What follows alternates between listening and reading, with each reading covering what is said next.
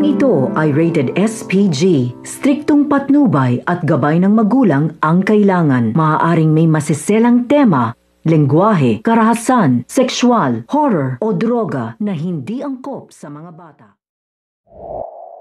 Nagtataka, napapaisip nga itong si Doc Tanyag sa ginawa sa kanya ni Moira at kung bakit ginawa sa kanya ang malalang kasalanan na ito.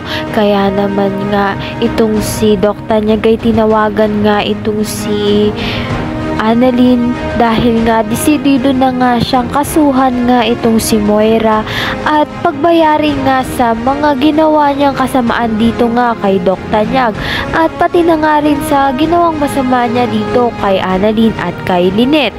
At maririnig nga ni Zoe ang usapan nila ni Doc Tanyag at nito ni Annalyn. Kaya naman nga itong si Zoe ay kakausapin niya nga ang ama niya na si Doc Tanyag na patawarin nga itong si Moira at huwag niya ngang ituloy ang pagsampa ng kaso dahil nga ay pwede pa nga raw ayusin ang kanilang pamilya.